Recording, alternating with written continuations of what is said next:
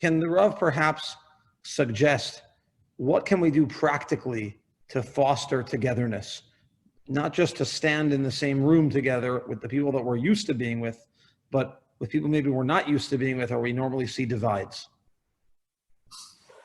So one of the thoughts that came to mind in this pandemic is, in Minchas Osha Sichos and Chag HaMatzos,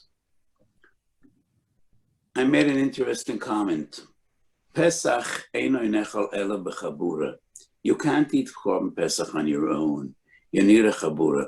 However, by Pesach Mitzrayim, the Pasuk says you need to eat the Pesach with your neighbors.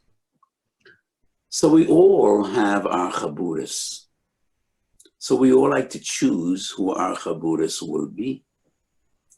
So the Bnei Torah will go to the Bnei Torah, and the Hasidim will go each one to his own chabura and his own chug and his own group.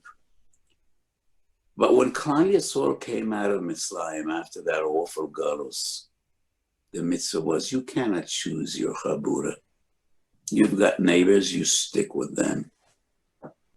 So you might be a Litvish, they're Hasidim, you're Ashkenazi, they're Sephardim, you belong to the Agudah, they're Mizrahi. The Torah says, I don't care. You're going to spend time with your neighbors. Learn to love them and learn to respect them. We're in the midst of the Mea Svira. And these days we're Noye Gavelis because of the tragedy. 24,000 Talmidim of Rabbi Akiva that perished. And why did they perish? Because they could not respect each other. And I assume out of those 24,000 Talmidim, there probably were different bashkafas and different attitudes. But they couldn't be Noye Kavod Zeh B'Zeh.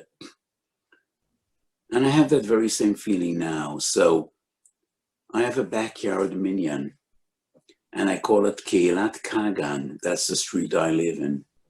Interesting minyan. We're a Hasidic family.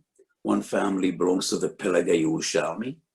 We have 2 Mizrahi guys, 3 Sephardi guys, and it's a lovely, lovely group.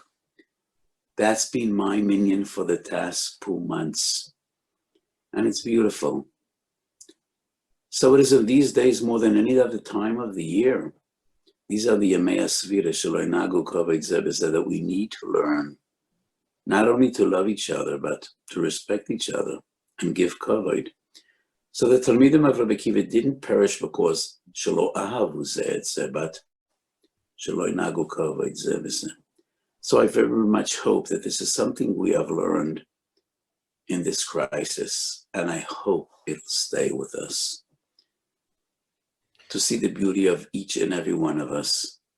We might have different feelings and different attitudes and different ashkafas, but we need to learn to love each other and to respect each other. Just like we've been by Kabbalah Satorah, ki yesh echad u belev echad.